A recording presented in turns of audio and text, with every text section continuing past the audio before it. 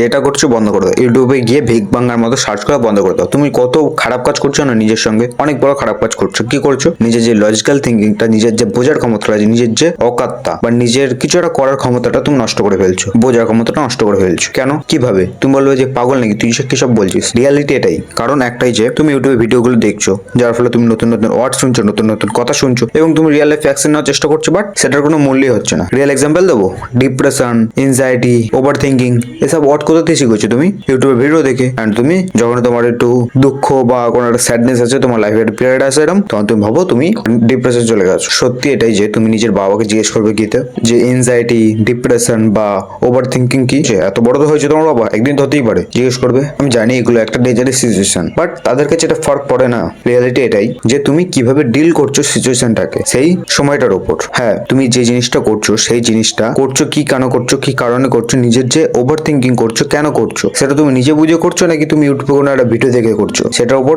জিনিসটা ম্যাটার করে। সত্যি এটাই যে তুমি নিজের 1% ট্রাস্ট করো নিজের উপর। কারণ তুমি ইউটিউবে ভিডিও দেখছো, সবকিছুর উপর শর্টকাট করছো, হয় কি করে 2 মাসে বডি বানানো যায়, এবং তুমি দেখবে তেমনই ভিডিও, ওই ঋত্বিক রোশনের ট্রান্সফরমেশন, কিভাবে 2 মাসে Hrithik Roshan body fat loss করে ফেলবে, এরকম হয়ে গেল, বডি মাসেল বিল্ড করে ফেললো। সত্যি এটাই যে তোমার হবে না, কারণ তার কাছে অনেক হাই ভ্যালু ট্রেনার রয়েছে, বাট তোমাকে এরকম ভাবে চললে হবে না। কোন একটা জিনিসের উপর তুমি যখন সার্চ করবে ইউটিউবে, তখন তার উপর নিজের পয়েন্ট অফ ভিউ দিয়ে একবার দুবার বিচার করে দেখবে যে সেটা দিয়ে কি হতে পারে। একটা মার্থ হিসাবে সেটার পয়েন্ট অফ ভিউ তোমার সম্বন্ধে তুমি কি বের করতে পেরেছো, এবং সেটা ভুল বেরোচ্ছে না ঠিক বেরোচ্ছে, সেটা সমাধানের জন্য তুমি ইউটিউবে যেতে পারো। কারণ তোমার দিয়ে তারা একটু বেশি এক্সপিরিয়েন্স রয়েছে, হতেই পারে, বাট তাদের থেকে তুমিও তো বেশি এক্সপিরিয়েন্স হতেই পারে। তাই নিজের একটা গুরুত্ব দাও, নিজেকে যে লজিক্যাল থিঙ্কিংটা ডেভেলপ হবে যে কোনটা ঠিক কোনটা ভুল। তুমি ইউটিউবে দেখে বলছো যে এটা ঠিক এটা ভুল, তোমার কোনো নিজস্ব আইডেন্টিটি নেই। তাই সেটাকে ডেভেলপ করার জন্য, বোঝার জন্য তুমি ইউটিউবে ভিডিওটা দেখো, খারাপ বলছি না, দেখো ভিডিওগুলো খারাপ বলছি না, প্রচুর নলেজ দেবে, বাট তোমার নিজের থটটাকে দেবে ফার্স্টে, নিজের বিচারটা করবে, তারপর ইউটিউবে গিয়ে সেই বিচারটাকে চেক করবে যে ঠিক বিচার হলো নাকি ভুল বিচার হলো। কারণ তারা